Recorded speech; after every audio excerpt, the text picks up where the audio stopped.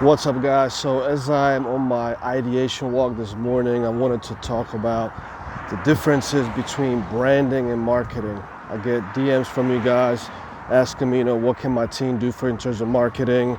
And then I also get questions about, what can we do with your brand? So I want to explain the two differences because they are different and they're very important to understand. So if I had to kind of draw like a tree diagram in the business world and describe what marketing means and branding, I would put marketing at the top first, and then from that we would have branding, sales. Under branding I would probably put PR. So let me tell you why I would do it that way, right?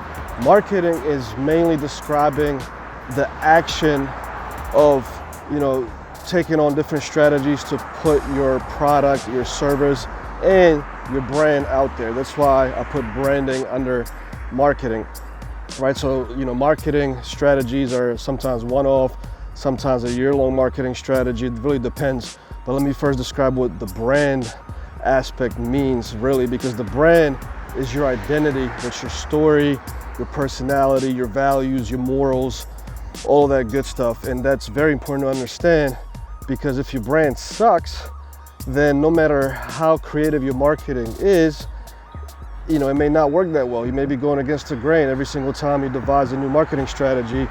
But if your brand sucks, you're not going to really get the reach and the response and the engagement that you're looking for. Let me try to give you some examples of what like marketing and branding are, for example, for a physical product. Something like a BMW, right? The BMW tagline is the ultimate driving machine. So hopefully when you think of BMW, that's their brand. Like you think of this, technologically advanced, German engineered vehicle that's generally top notch in all different classes. And that's the type of vehicle that you envision, right? The ultimate driving machine. It's fun to drive. They got sports models. They got, even their SUVs are designed to be, to handle well under like sporty situations, I guess you call it. So that's the brand. It's the ultimate driving machine. But they probably use different marketing strategies to probably get in front of different audiences. Like, for example, the BMW X5, I would assume or imagine that they market that specifically to, let's say, the soccer moms, or more so to the female market, right? You want to, because you notice BMW doesn't have any vans for the family, so they're going to market to the mom of the family when it comes to the SUVs, because you want the mom to drive the ultimate and a safe driving machine, right? So that's BMW's example. Volvo is somewhat similar. When you think of Volvo, you think of safety. They were the first car manufacturer that developed the seatbelt and also the airbag, if I'm not mistaken. So their brand identity is safety. You think of safety, and that's what Volvo is. But when they market to different, targeted segments, they may market to the businessman with the high-priced vehicles. They may market to the mom with another section of vehicles, and to the younger people, whatever the case is. When it comes to human beings and brands, as artists, it's slightly different. Let me first start with, like, on the personal level, what branding and marketing means. Imagine that you're a dude, you're trying to get with a girl, so you're gonna market yourself to her probably pretty well at the bar, you know what I'm saying? You're gonna use whatever smooth talk you got or whatever strategy you have to try to get her to come home with you, to fall in love with you, whatever the case is. So as a guy, you're marketing to that female. Once she finds out about what your brand is like, then maybe it's game over. You know what I mean? Especially for those guys that all they do is just treat it as a numbers game. They just try to get as many women as possible, right? So they're really good at marketing themselves to that woman for that night, for that quick satisfaction, whatever the case is. But once the female finds out about the overall brand of that human being, she's like, I'm done with this. So that's on the personal level. Let's discuss it on, like, in the entertainment industry as artists. I want to give the example of Jay-Z, because he's been real hot in the news right now since he just reached the level of their identification of being a billionaire, one of the only or first hip-hop billionaires in the game.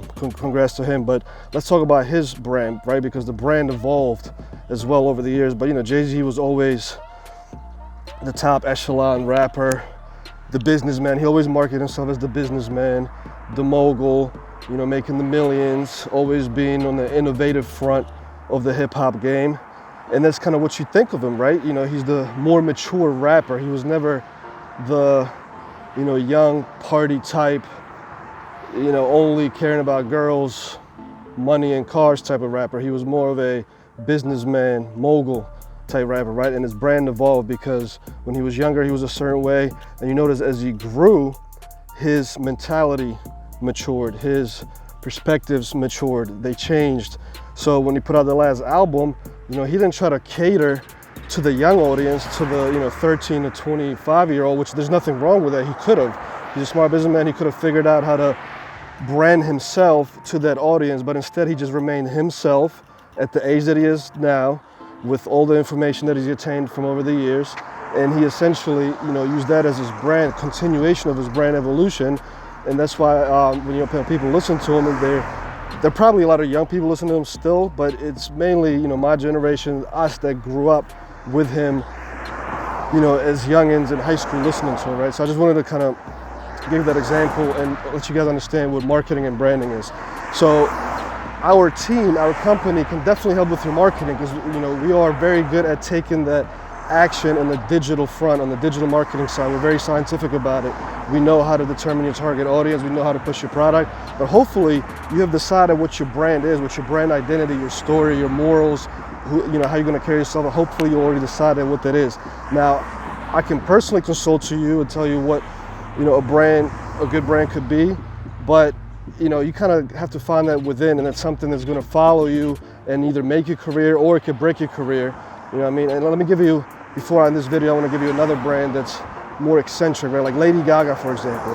If you look at her brand, she's very eccentric with the way she dresses, the way she carries herself out in the public as an artist. That's her artist brand. It's almost like an alter ego. I'm pretty positive that whenever she's making, breakfast for their kids at home, she's not wearing like 20-inch heels and got like spikes coming out of her jacket or whatever. So, you can create an entertainment type brand, like a fictitious brand. That's okay. And then you have to figure out how to market it. How to, what type of action or strategy should you take to get that type of a brand out there and how to, have it engage with people. So hopefully this video helped a little bit. I don't want to make it too long, but I felt it was very important to explain the differences between marketing and branding. See you guys soon about some other topic.